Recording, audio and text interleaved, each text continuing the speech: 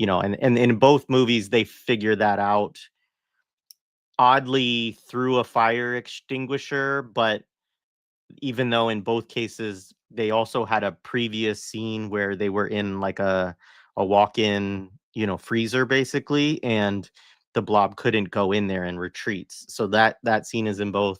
The scene where like there's a movie theater, scene in both. There's a diner scene in both. Convenience stores, I think, in both. So like a lot of these spaces follow through in both films. The originals, I mean, talk about special effects. The original is really funny to watch because it it was always a joke, and they do kind of play on that in this movie. The joke at the original was that they used strawberry jam for the blob because that's what it looks like. But actually, I read that's not true. They use like silicone and like some coloring stuff or whatever. But it really does look like strawberry jam in the original, like somebody just like squeezing it out of like you know, a bottle or whatever into vents and stuff like that. But in both cases, you get these like the use of real effects to some degree, which again is this is like a big 80s thing that we've seen in a lot of movies now because the digital effects are not to the way that they have very limited stuff that they could do digitally in that era. So you used real effects, and yeah, I mean, I think it works well. Like I think the blob looks like in both movies, even in the 58 one, it looks like a real thing. Um and I'm trying to think of other things. I mean, there's also in both the 58 and the 88 one, right? Which is the one we watched.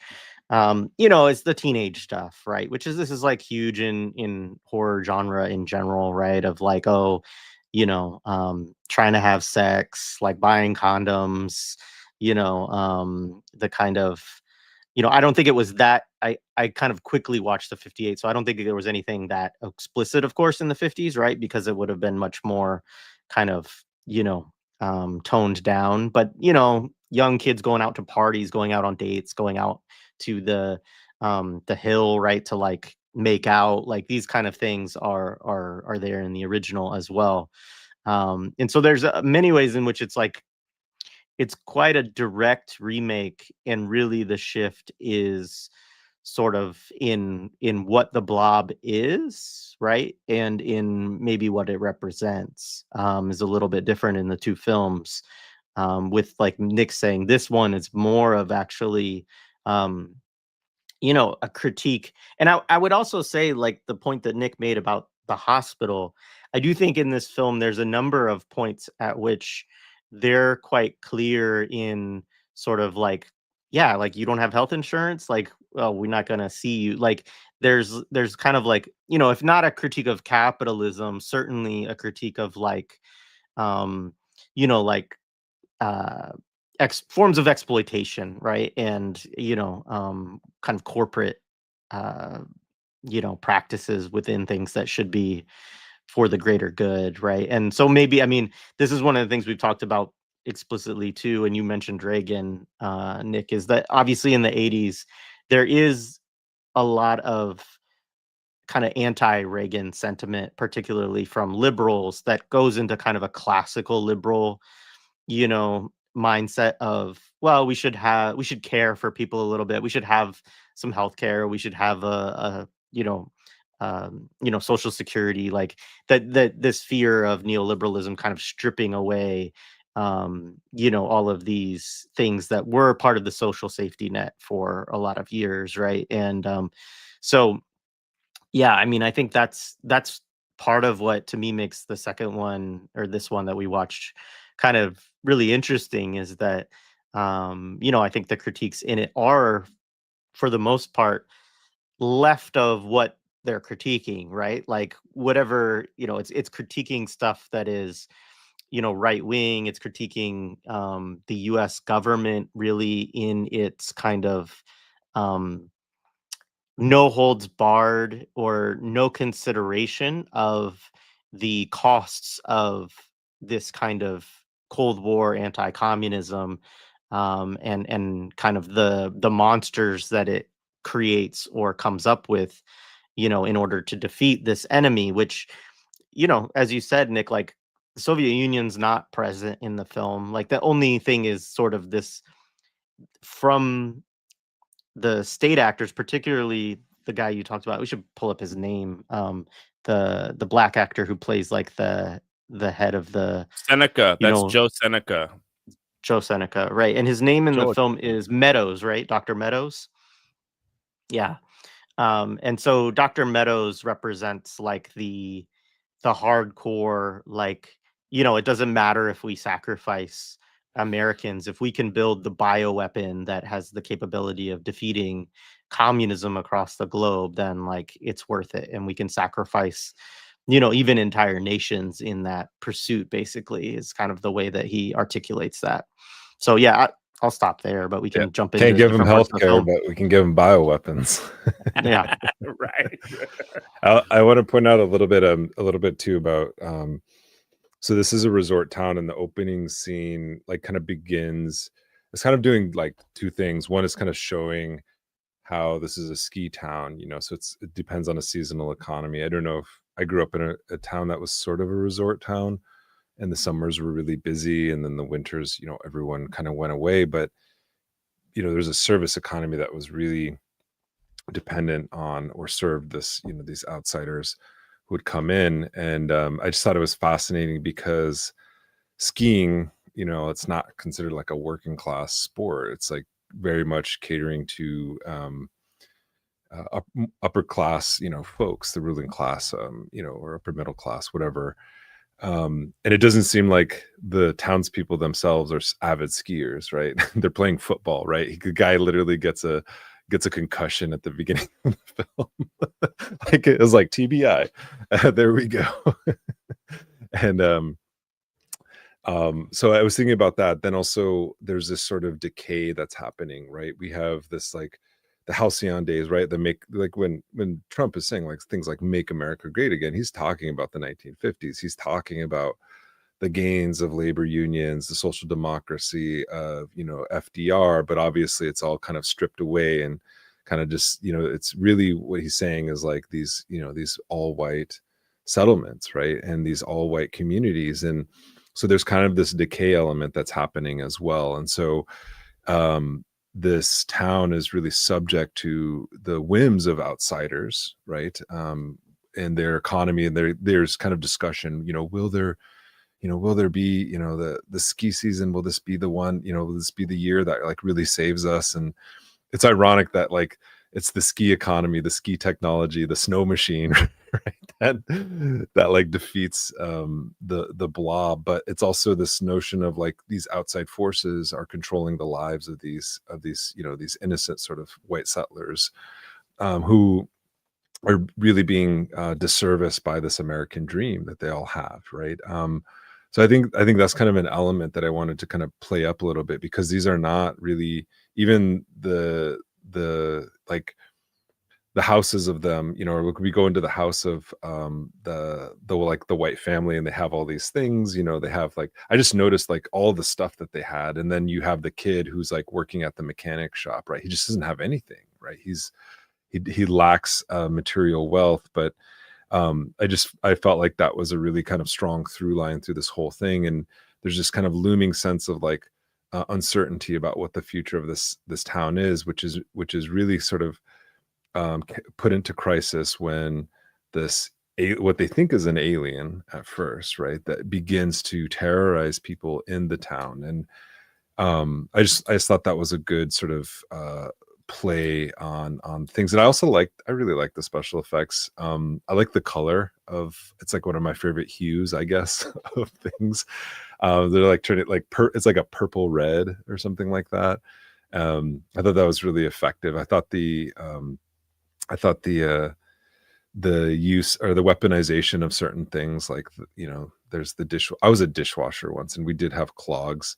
So every time and like every horror movie, somebody sticks their hand down a drain, and there's like either a garbage disposal, or in this case, it's the blob literally coming up and grabbing this person. But yeah, I also like how the blob itself sort of accumulates all these bodies, right? And it's undifferentiated. It doesn't care. It eats the children. It eats, it eats the cops. It eats the worker.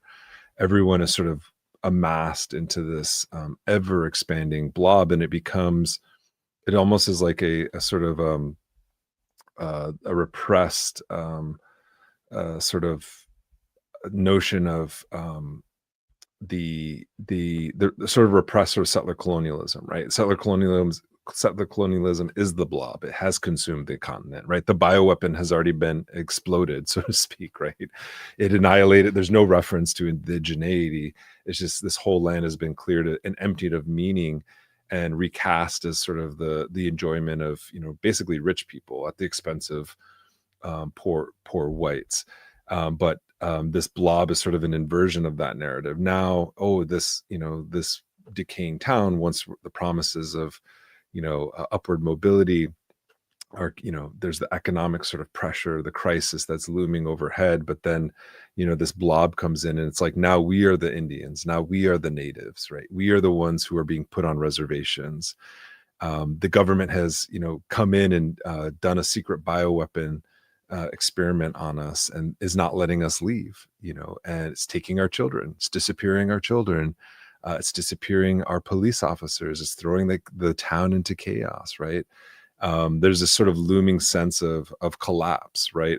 As the story progresses, right? The innocence, all the innocence that was once in, present is now lost, right? And I liked how you Matume said that these are all these characters are made to be sort of likable, right? And they're just like, oh gee, even the magic hobo is made to seem like likable. And the only person who has sort of sympathy for everyone is the person who's cast outside of it, and that's the youth rebel, and he becomes the hero, at the end of the day. He's the only one, because he's so far outside of society, who can see the danger, who can see, he tries to escape the reservation, right? And they're like, shoot him, shoot him, shoot him. So like this notion of off the reservation, right? It's a common sort of political term. When somebody goes off the reservation, that actually harkens back to colonial times, when if a native person did leave the reservation, right, they would be summarily like shot, executed, or punished, for something. So that was sort of an ongoing theme with this particular film. And I don't want to like jump to the end, but I think there's this idea that, like, if you look at it from a Marxist perspective, right, and there's this struggle, like, okay, so this rebellious youth makes all these class alliances. He aligns with the cops. He aligns with, the middle class, the liberals, right, to defeat this blob. That's the only way they can defeat and stop the destruction of their town. But still, like, they haven't. The looming question is like, well, the government was never held accountable, right? They literally committed genocide against you, and like for all we know, they just kind of walked away from it and nothing happened. Right. And so the end is the preacher, who kind of plays a role throughout, right? He's the one who's going to unleash, like, since capitalism wasn't defeated, since settler colonialism wasn't defeated, and it was just left, it was put into literally a glass container. It still has the potency to one day, once again, unleash this sort of genocidal terror on the rest of the town. And I also want to just kind of make a comment too. I think you put this in the episode description, but you call this the shapeless terror. There are many shapeless terrors. I think Halloween, my favorite film ever. Michael Myers is the shape, right? That's it. If you look at the credits, his character is actually just called the Shape. In the script, he's written as the Shape. He doesn't speak. He doesn't do anything other than just kill, right? And that's essentially what the blob does. So you can project just about anything you want onto that. But really, I would say this shapeless terror is a mirror. It's a mirror to settler colonial society. It's a mirror to genocidal capitalism. It's a mirror to sort of the ecological collapse that's going on all around them. And it's sort of a subverted subconscious that's like, making itself known in this film. in a very violent form, towards the characters, but also to the audience too. And what should be recognizable as like the imminent threat of ecological collapse, perhaps nuclear annihilation, is not. It's just made into sort of a cheap form of horror that is, terrifying. It's taking what we actually do find very troubling, very nightmarish about the system, about the government secrets, and turning it into a form of entertainment. Which that's kind of why I like horror in general, right? I think now we have the new genre is called new horror. I think I could be wrong, and Matumi, correct me if I'm wrong. I think they call it new horror. It's like elevated horror. It's like award or Academy Awards level horror, right? Grief really horror is a big one. What is it? Grief horror is another one. Yeah, horror is constantly subgenre now. I think it's kind of annoying personally, but yeah, and it's become elevated. And at this time, it was still kind of seen as like, cheap, campy, very working class, lowbrow. I was reading the reviews of it, like people just like trashed it. It was like, just like this misogynistic, blah blah blah blah blah. But the tropes actually do remain, I think, in even new horror, elevated horror. It's just repackaged, right? To say that it's more sophisticated, but in reality, it's not. It's still kind of playing on those fears, right? That people have, and turning them into forms of entertainment. It's interesting that they would call it misogynistic too, because I actually think that like there's criticism of the teen men, in the film. I mean, there's a great scene, right, where and it's not great because of what the guy's trying to do, but it's great because of what happens to him. But this guy's like on a date, right, with this girl, and he has a full fucking bar in his trunk of his car, right? Like he's back there, like mixing with the trophies of the women that he's been able to get too, which to me implies, because she has like a class ring. So to me, it was implying that this is like a ritual that he does. And the only thing that I could get is sexual assault personally. Like totally. No, I mean, like I didn't see them actually sit, but like my kind of assumption is like for one, like he's clearly looking date rape here, right? Like he's clearly trying to get this girl like so drunk that she can't fight back, basically, right? But possibly Spanish fly or other things like this, right? Who knows? But he's back there and he's got this just whole setup in his trunk, which is like just, insane and ridiculous. But then he comes back into the car and she's already like passed out. And of course, he uses this moment to assault her, right? Knowing that she's unconscious, basically. And he reaches into her like bra, basically, and the blob has already consumed her. And so it grabs him, and like then she starts to like implode, basically, and it's like horrifying. And then of course the thing eats him and like consumes basically the whole car, as well. But like a scene like that, right? Like you're not, sometimes there is actually, one, that sort of date rape culture is like very big in the 80s and 90s, right? Like we all grew up with a lot of that within film and music and everything else, like being, kind of promoted really as like a cultural thing. This film actually, I think, is like very clearly like saying like, hey, you act this way, you're gonna fucking get killed by the blob, like stop doing it. So it's interesting that way. I think I don't know that I would read it as a particularly misogynist film. Not that it isn't, but like that compared to its peers. I'm not saying. I think it's like that sort of inherent in the horror genre at the time.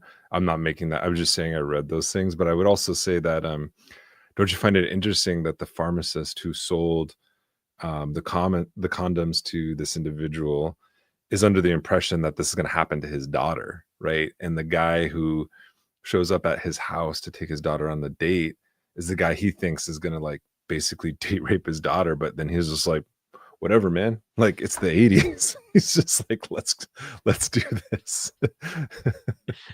Yeah, it up here. Yeah, and just to clarify, I wasn't saying you were saying that, but I just thought it was interesting that that would be a thing that the critics would home in on with this film, because I actually think, I mean, we've talked about this. There's so many bad films in the 80s. Like, it is not an era of like really great, not that there's like a wonderful era of Hollywood. I mean, it's like, making imperialist propaganda is kind of its role within our society in general.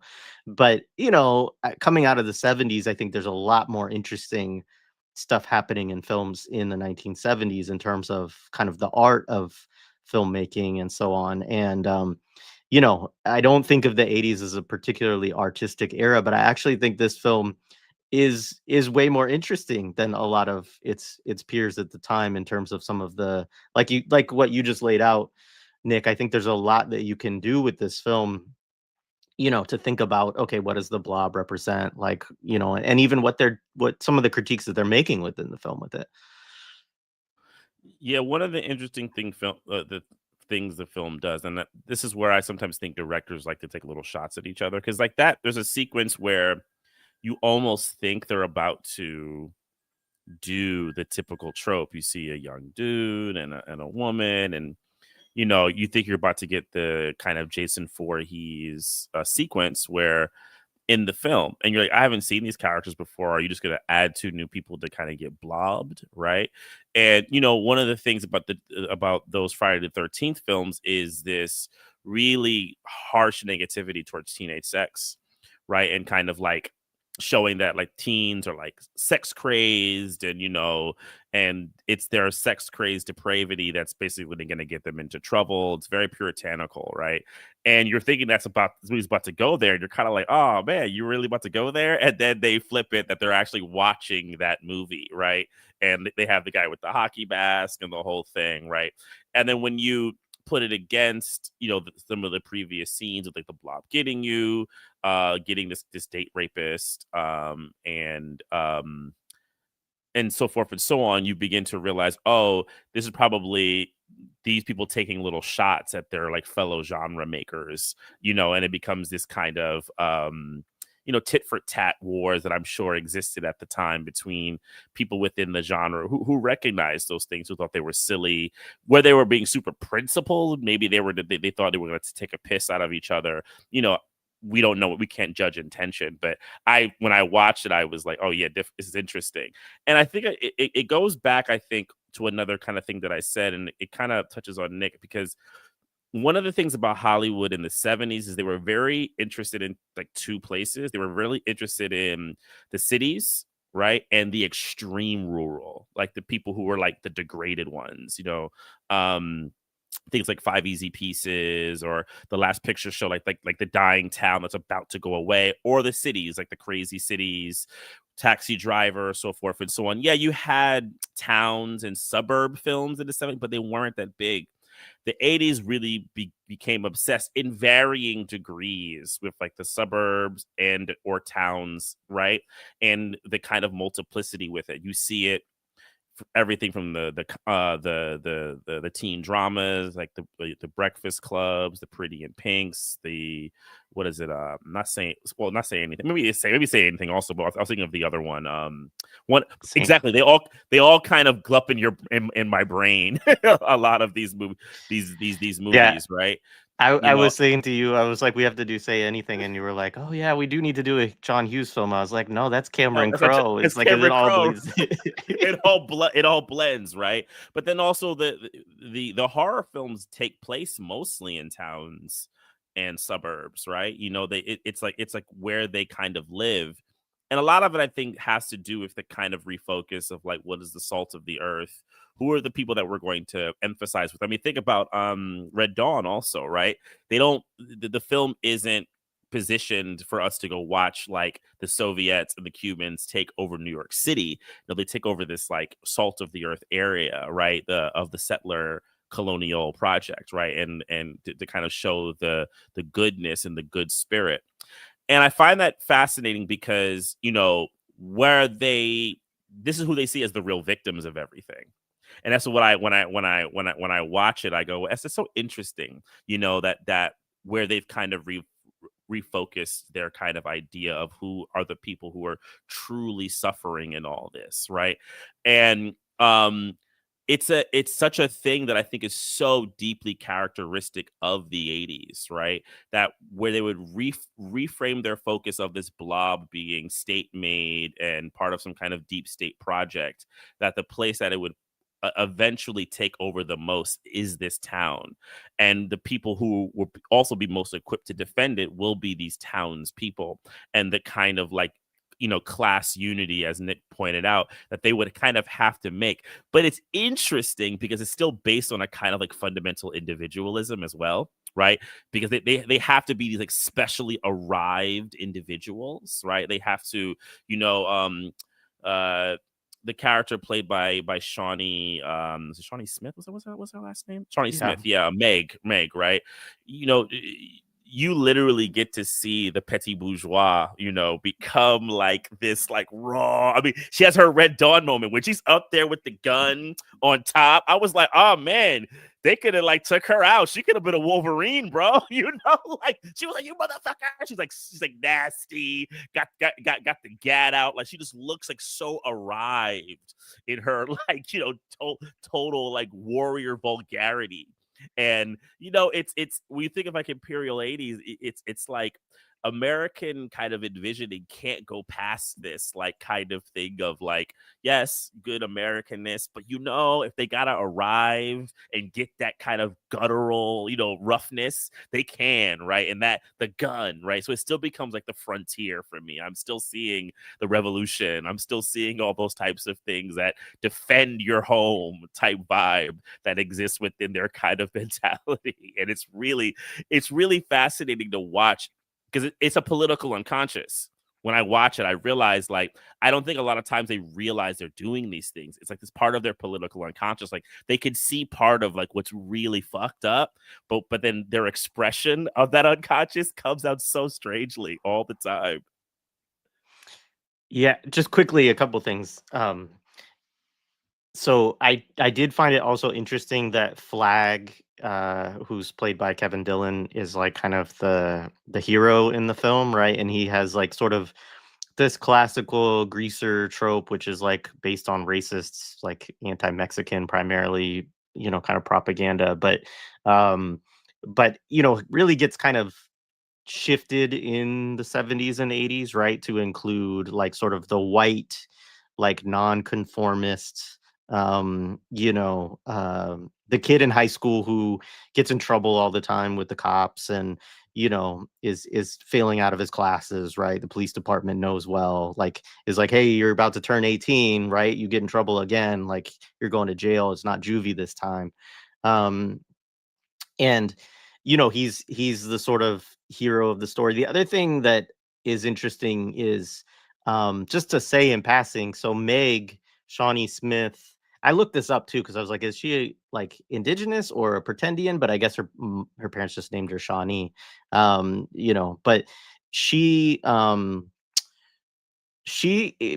people would know her. She's not in a lot of things that people would know that well, but she becomes Amanda in the Saw series and does like the whole run of those movies. And so that's like actually where people would know her most is from the Saw series. So she later on has a really like significant career through that horror series, which is just interesting. Also, I remember her as one of the like army brat people in Iron Eagle, which we also have to do. She's one of the like people who help Lou Gossett Jr. arm to go out and make the fake Saddam Hussein pay for, you know, torturing our great American soldiers. I'm totally gonna get clipped on that one. It's fascinating too, like all the there's at the beginning of the film, nobody believes the kids, like they're running around, they're like, we're being invaded by aliens. Everyone's like, stupid kids, like this isn't happening. And then later on, you know, the people with guns can't stop this thing, right? And it is like a very sort of Red Dawnish sort of outcome, in the sense that they become the saviors. Like they're better at like doing military stuff than the actual military. Like all the military people do, they just die. Like they get consumed by the blob. That point you're making too was from the original Blob too, which I think is an interesting, kind of dynamic in the film of the kids, and like nobody's, but M2 has talked about this before. Maybe you'll have some thoughts when he hops back on, but like, nobody believes the kids, right? And this is but you should believe the kids. Like it's sort of that like listen to your children, kind of theme. But yeah, there's definitely, again, which is something we saw it in Nightmare on Elm Street as well. Like this critique of cops is just this like totally inept, incapable of dealing with this at all. And really all the adults, like they don't know, it's the kids who figure out how do we defeat this thing. And yeah, it's a very funny sort of trope that happens. And at the end too, it's like the scene of like the fully emancipated white woman like shooting. Like this is a funny thing. She's just like da, da, da, da, da, da, da. That was it. That was such a great scene. I really liked a lot of it. I think I wanted to kind of like take apart some of these, like this idea of like how the blob maybe represents certain things like capitalism, like like ecology, or even like settler colonialism. I think there's also this idea too, with the preacher, who kind of represents the sort of morality, in the film. It's like, oh, these kids shouldn't be, he's at the football game, he's at the pharmacy, and then at the end he's kind of like converted to be an apocalyptic kind of figure, right? He's like giving a sermon in a tent, in a revival tent, right? But it's also this notion of like, even though all these things have been resolved, the blob has been defeated, there is no terror, there is no more danger, that sense of security also betrays you. And actually those feelings that you may have of security actually like hate you, because there is no resolution, right? There's no resolution. The enemy hasn't been defeated. And I feel that's sort of a kind of telegraphing later, like what we have is like, what other scholars may have called like effective capitalism, right? This notion that you can sort of buy your feelings, right? There will be some resolve if you purchase or consume certain things, or believe in certain narratives, right? And it also lends itself to the sort of inevitability of capitalism to, it may seem to like the more violent forms that exist kind of may seem to like go away for a bit, but they will return. And I think the preacher is kind of a fascinating figure because he becomes disfigured in the process. He like runs towards the blob as some sort of messianic sort of figure, becomes disfigured by it, much like many workers become disfigured by capitalism in their jobs. Many of the workers in this film get like mutilated like horribly, but yet it's like also sort of an ideology and an affect, meaning that they will still defend it and promote it too, and unleash its horrors upon the world, if they find it necessary to do so, to fulfill some sort of in his kind of thinking, sort of eschatology, end of the world sort of thing. But it's also this notion, like, I think this is kind of where, I don't know if this happened in the original one, but it's also kind of where I think like the Soviet Union becomes less and less of a sort of like threat. And it's more so like, since there is no sort of global superpower, the United States is like looking for the next enemy, right? And it's the blob. The blob is like this kind of fungible thing where it can become whatever you want. It turns to terrorism in the 90s. It turns to eco terrorists, in the 90s as well. It's kind of looking for the new enemy of empire, right? And I feel like that's kind of a telegraphing. It couldn't obviously predict what happened, after 1988, but I feel like it's sort of a telegraphing of like, and the United States possesses this weapon, right? And now it's like looking like who's it going to use this new technology on? It used it against its own civilians, and it's almost kind of the opposite of it might be the Imperial boomerang, but it's like using its own population for testing grounds to unleash the horrors of this sort of new technology. I'll say a little bit about some other things too, like the ecology aspect, right? This like, if even the way that the blob looks, it kind of resembles maybe like environmental pollution, right? It looks kind of has this kind of viscous nature, kind of like perhaps like an oil spill, right? You had Exxon Valdez around this time, right? And this in itself is kind of a blob that spreads out all over the coastline and sort of consumes life, right? But it's also, this idea of like weaponizing nature, because the blob doesn't really do anything. It needs things to eat. It needs things to consume, to grow and to expand. But it's also sort of a way that makes us like also question nature itself, right? But we find out it's a bioweapon. It's a human-made sort of technology, but nonetheless, I still think it originates in the woods, right? And then sort of finds its way into the town, and sort of insinuates itself into people's lives, breaking down the barriers that we've set up for ourselves, right? Between home, between work, between, the hospital.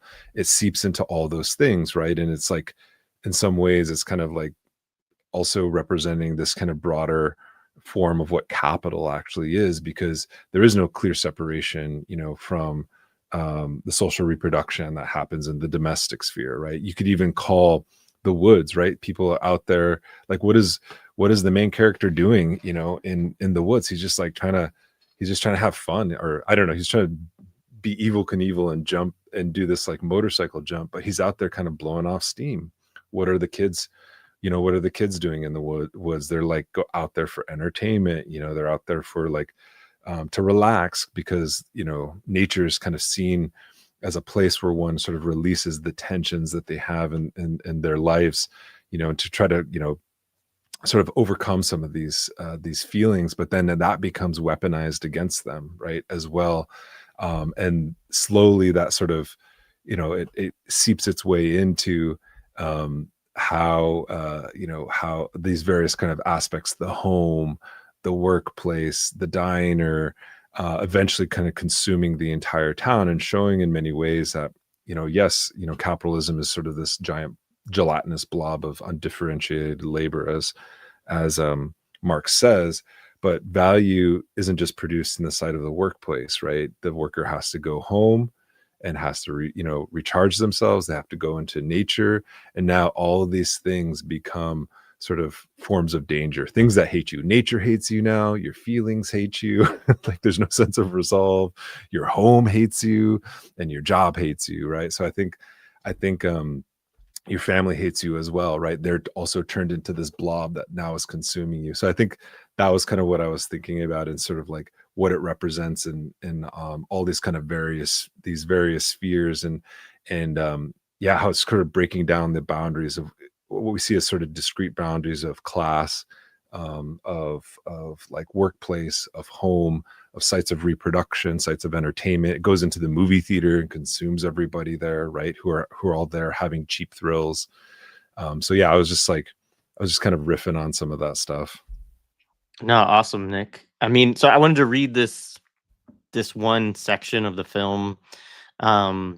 So this is Dr. Meadows, right? Who we've already talked about a couple of times. He's, to be clear about what this group is, right? Is like eventually this they're called like a biocontainment group comes in, right? They're there, Nick talked about like people being put on reservations, right? Like people are being quarantined, right? So this is the thing. And then they're they're initially sort of like, oh, we're just, government workers here to contain this, this germ, right? That has come from space. Like, it's sort of the way that they present themselves, right? But Brian Flagg, who's Kevin Dillon's character again, he is in the woods and is like hiding kind of, and overhears them. And so this is like, as there's a couple of like kind of a debate between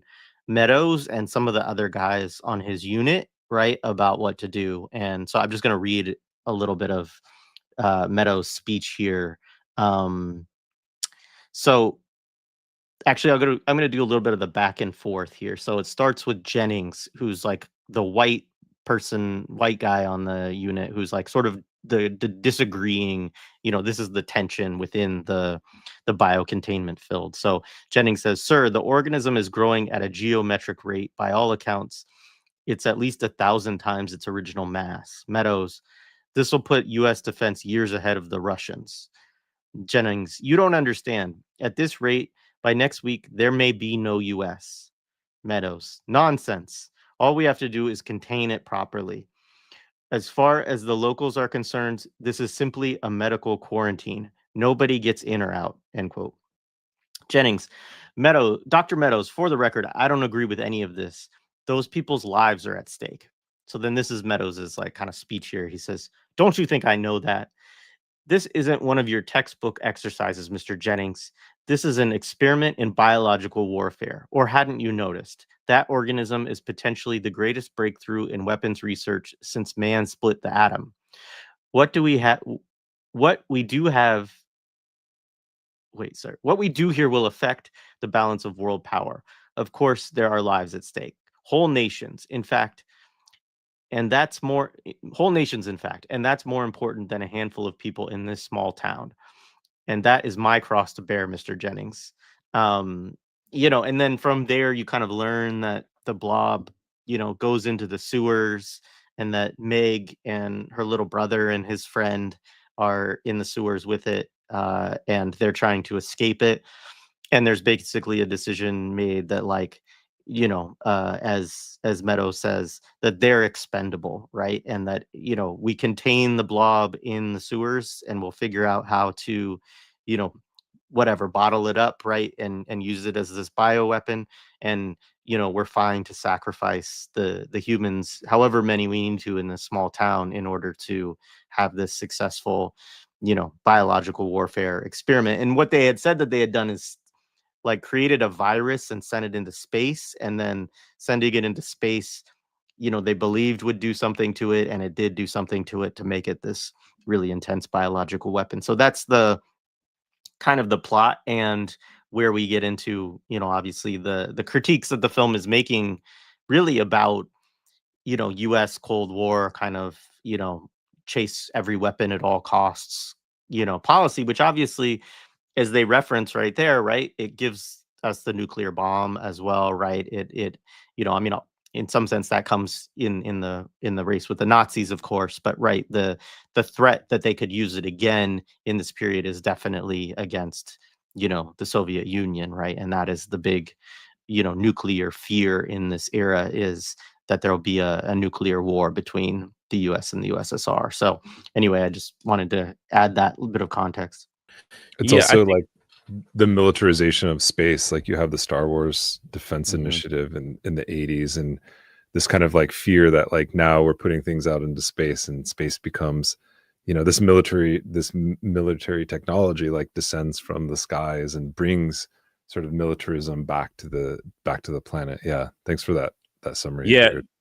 Yeah, I think that's really important, because I mean that also becomes, within the kind of sci-fi genre, a kind of dominant, in film, a dominant kind of position. It's like this kind of like corporatism or deep state activity sees everyone as expendable. I mean, think about Alien, right? What's the thing that happens when they go to Mother, and Mother basically says that you're expendable, right? I always find that funny when Yaphet Kotto basically is like, look, I'll go out there if you give me my shares, right? And they're like, yeah, you'll get your shares. So this kind of like worker thing, but Yaphet doesn't know that he's actually being super exploited to the point of possibly being wasted, right? Kind of like an Ali Kadri kind of way. He is wasted in that kind of way. Like you have to contain this alien for us, right? So we can then work on it later, which then happens in the sequel when Burke basically sends them back there, right? And then they, to kind of get the alien, knowing that it'll probably impregnate them and all this type of stuff. This kind of corporatism that is super nefarious, and it just has this way that it wants to to contain this kind of biological object that has like a next evolutionary potential also. They're kind of into this idea of like the next evolutionary potential. Some films do that a little bit more, right? I think Alien is more like, this is more, I think, in the kind of weaponry kind of vibe. But I think because it is organic fundamentally, I think it's like implicit, this kind of evolutionary potential of this kind of blob that they've been working on. It has like a next stage that they can access. I also think a thing that they're playing with here is definitely on like nuclear fallout fear. Because I think, by 88, I know me. When I was 6 years old, I had nuclear nightmares. Like I actually had nuclear war nightmares that things would fall apart. I remember when like the Space Shuttle Challenger blew up. I couldn't sleep for like 3-4 days. These kinds of distrust of science, also that science has become fundamentally corrupted. You can't trust it anymore, which I find in The Preacher really interesting, because almost that we need to kind of go back to a kind of spiritualist pre-enlightenment stage to kind of wrestle with what's coming, or not even we need, but we are going to. Maybe that's what it is. Not making a judgment, but saying that's what's going to be the next thing. We're going to hit this kind of apocalyptic next phase, and you're going to have to deal with this on a somewhat religious ground, because this is what it is. It's the whole thing of science. And if you think about the Cold War as a science race also between the Soviet Union and the US, it's interesting then that by the end of this film, the religion becomes the kind of dominant thing that he wants you to kind of leave off with, that this is going to go beyond that science is capable of creating monstrous things, but it's incapable of, dealing with this on a grand level, which I think is, something definitely that comes out of, Western kind of thinking. The Star Wars thing was big on my brain too. Like when it came out the sky, I was like, oh, that's definitely like a Reagan poke right there. Like the thing comes out the sky, and I didn't remember when I saw it this time that it was man-made. So when they said it, I was like, oh God, yeah, they're totally taking a piss, man. They're totally taking a piss at Reagan and what they did, and this idea that there needs to become these super big weapons happening, and they need to, develop them, not to only, because I do think not naming the Soviet Union, I think, is purposeful. I don't think because it's not like it would have been a bad thing. They wouldn't have been told not to. I think what they're trying to say is like the planet that this, or even the galaxy, it's like what Nick said, trying to create a new enemy, all right, of empire, which I think things like the X-Files in the 90s become so important, because the world gets so chaotic and no one can really know what enemy is for empire. So they have to kind of constantly invent them. So this feels like a proto in many ways watching it. And I totally agree. Go ahead, Jay. Well, one interesting thing is that so the original 58 film, it did have a sequel in 72, which is like a very long time between a single sequel, called the Beware the Blob or Son of the Blob. And I haven't seen. It'd be interesting to watch that film. But this one, they intended for there to be a sequel. So like, we could have had a movie, right, where that reverend keeps the blob and unleashes it for his like apocalyptic rapture, whatever that he's trying to do. The Day of Reckoning is what he calls it at the end of the film. But apparently just because it wasn't very successful in the box office in the 80s, like that didn't end up ever materializing. And so that just interestingly, on that kind of point. It totally felt like they were sequel baiting at the end of that. I was like, oh, okay. I was like, and I wanted to Google if a sequel was made. I was like, okay, cool, man. We're gonna see like the Reverend break out now he's gonna break out the glass, and the blob will come back to kind of make his apocalyptic thing. But to go to kind of back to like the nuclear fallout thing, like one of the things that like had always stayed in my brain was that like when the world would be irradiated from like nuclear, everything would kind of mush together.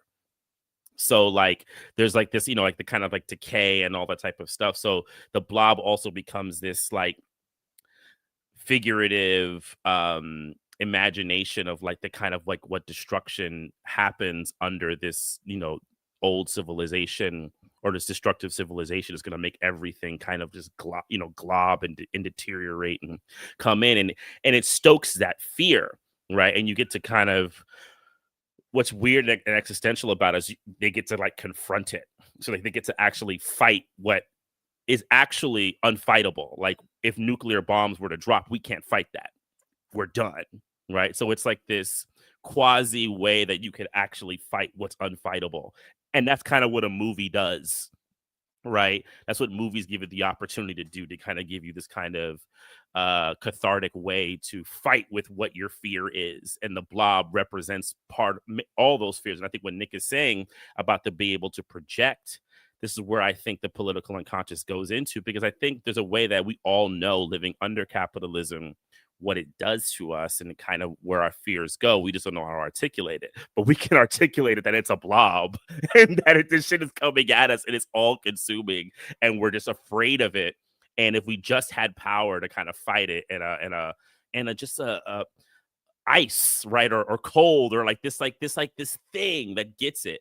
But one thing too that I do love, because my first thought was, well, what happens when this shit melts?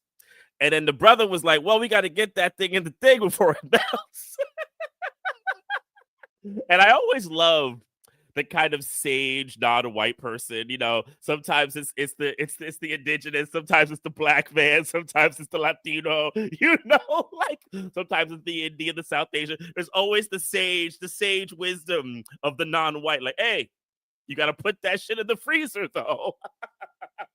And I just found it so funny because the brother, he's in the movie and then you don't see him for the whole time. And then he comes back to let him know, like, hey, put that shit in the freezer. Yeah, he's interesting because he's the mechanic, you know, and he's the one who helps out Flag when his bike isn't working and just like lets him borrow, you know, this ratchet and socket set basically to fix his bike, right? So it's like even kind of in that sense of like, you know, he's a mechanic. He should be charging this dude for this. And he's worried that this guy might steal his socket set. Right. But he's like, all right, man, like just bring it back, you know? And so, yeah, he's like a bit character, but, you know, has an important role and is probably one of the only genuinely good people in the whole film. And they had to balance out that the other brother was just, you know, Obama proto, you know?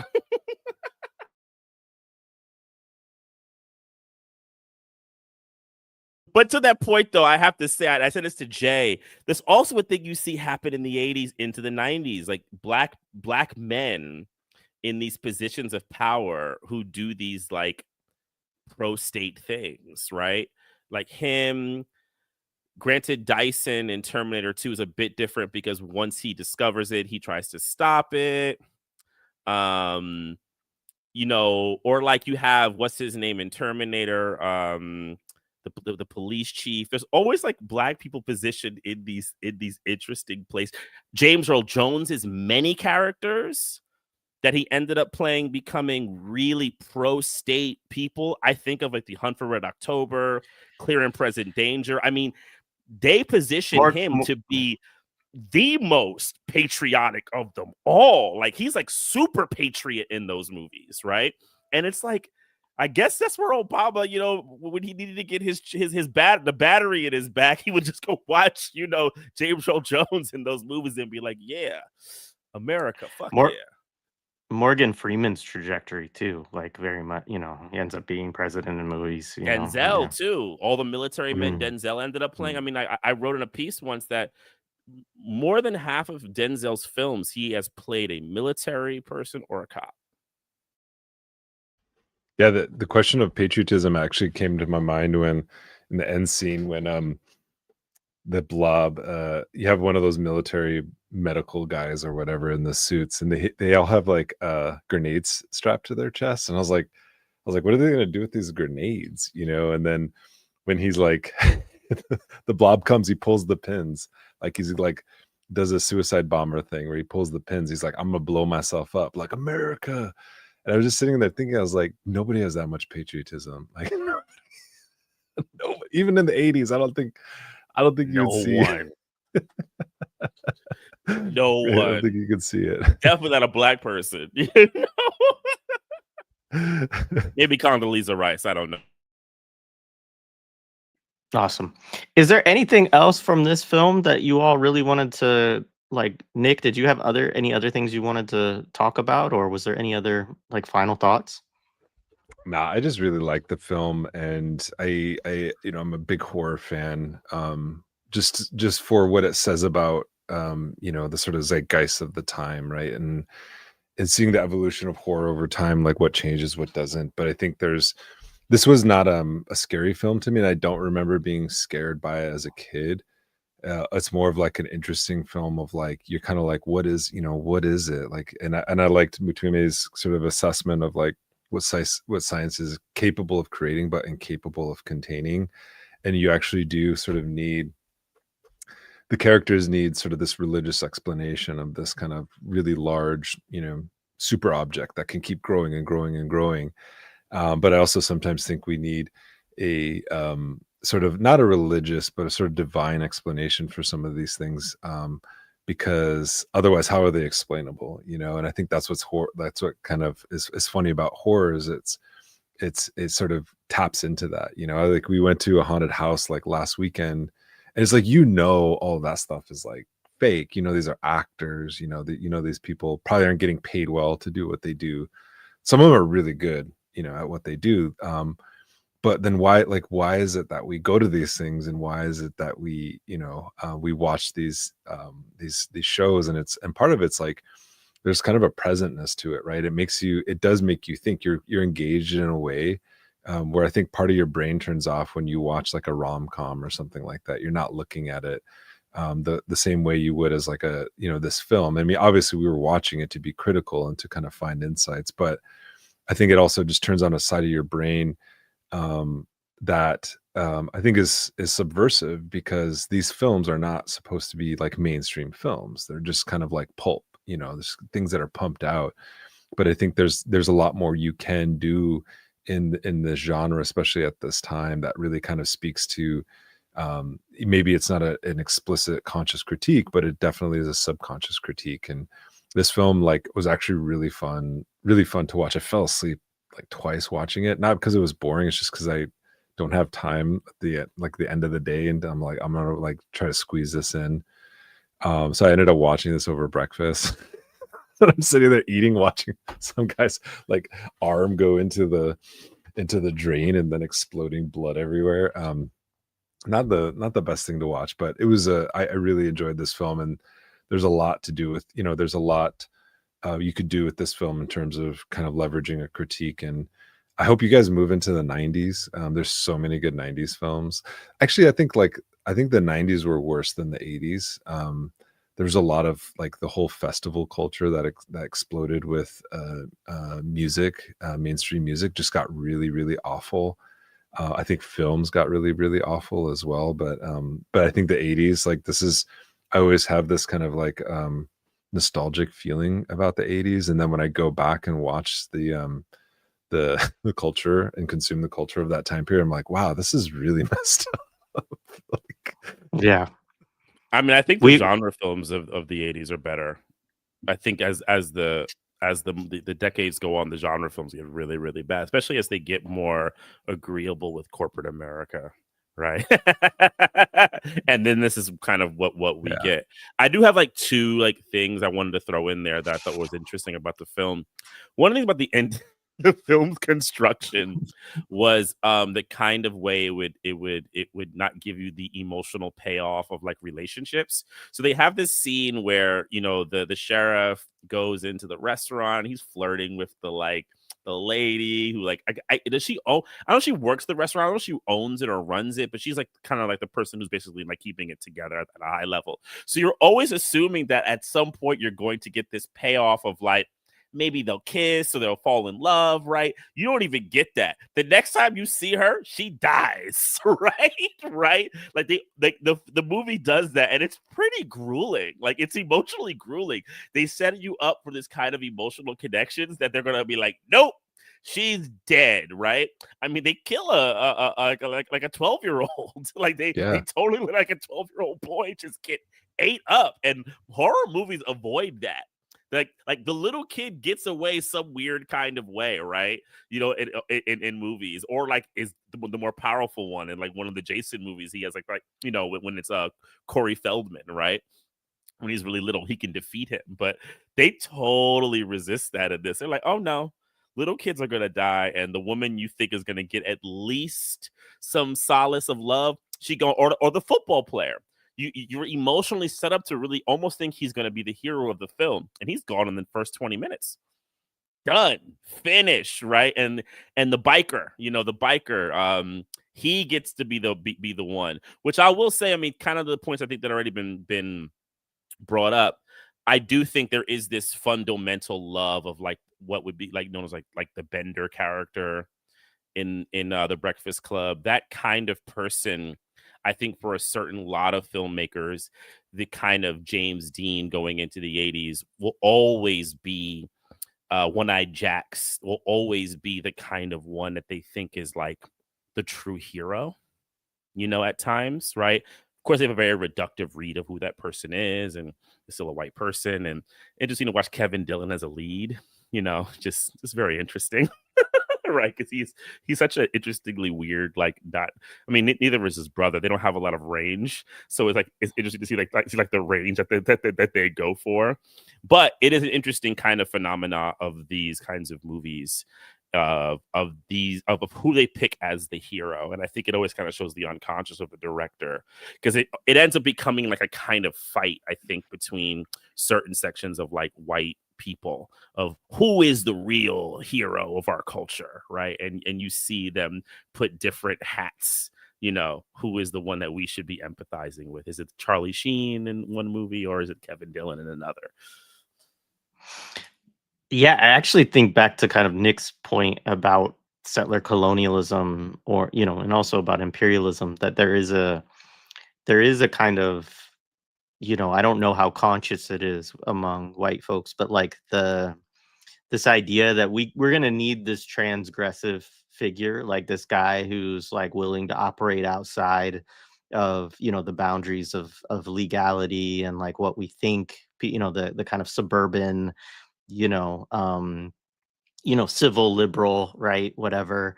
And that I think that kind of bad boy, that anti-hero character, and the redemption arc of that character, and it especially as it, you know, I think that's why also those characters are usually white, you know, because even though in some ways I think he's standing in for a person of color, but like he sort of has to be white in order to be redeemed for, you know, himself being this kind of like criminal, you know, non-conformist element. He's spicy white. Yeah, that's right. Tabasco. Yeah. Hot sauce. No, not Hillary, right? Oh God, I forgot about that. Damn, you brought that one back to my brain. Oh gosh. No, we're not going to go there. I'm gonna leave that one alone. Right on. Nick, thank you for doing this. Thanks for recommending the movie. I'm glad we had you on Halloween too. It's you know, it's good to know you're also a fellow horror film, because there's a lot of horror films in the 80s, and so we're gonna be doing some others that are not during Halloween. I'll make sure to hit you up and see if you want to join us for some more of those. And make sure check out Pod Capital, you know, on Nick's Substack. Of course, support the Red Nation podcast as well. Yeah, anything else, Nick? Halloween is not a holiday, it's a way of life. Oh man, I should have had this up or something as you said that. Yeah, and we didn't even get into a candy corn debate, which I thought we might. God, today, I was going to bring that up, but I decided not to, because like we went to, so I'll let you all go, but like my daughter's like young enough to not really care. She loves Halloween, but like she doesn't get it yet. At some point she's gonna be like, yeah, this is you're insane, Dad, like whatever. But We went to the trunk or treat, which they just park cars and give candy out at the Native Community Center, and no candy corn to be seen. So it was a good Halloween so far. Good job, folks, because we don't need that in the world. Yeah, right. Yes. The candy. You're off the island. You're done. Candy corn is the blob, right? Like candy corn is the blob. Yeah, totally. It'll come out your chest. It'll be like it goes down like the blob, comes out like the blob. God. It congeals your organs together as you consume it. I mean, sure. All right. Yeah. So on Monday, we have a quick turnaround, folks. Yeah. We're switching back to Mondays and should be on Mondays, like going forward. So we are doing Empire of the Sun, which is another horrible Steven Spielberg movie. And we have Charles Zhu from the Chow Collective coming on to talk about that film, which is another one of these like Europeans in Asia, kind of genre, which is just a horrible genre of films. Yeah. And I'm really selling it. You don't have to. Let me just say this: you don't have to watch it. You can just come and listen to us talk shit about it. But I think a lot of people have seen it if they're our age. I watched it a ton as a kid. It was on. Why? I think it was on cable a lot. It was definitely. Yeah, and I saw it a ton as a kid. I think the epicness of it. Planes. I had a plane fascination. That's why too. When I was a kid. So, anyways, it'll be a good one to debunk a lot of the stuff going on in it, because it's a China film, it's a Japan film, it's a World War II film, right? And but it centers around Christian Bale as a little kid, right? Which is little British kid. That's right. Is he British in real life? He is, right? Yeah, he is. He's got an accent. Yeah. All right. Thanks, everybody. This is great. Nick, appreciate you. And hopefully we'll see folks on Monday for Empire of the Sun.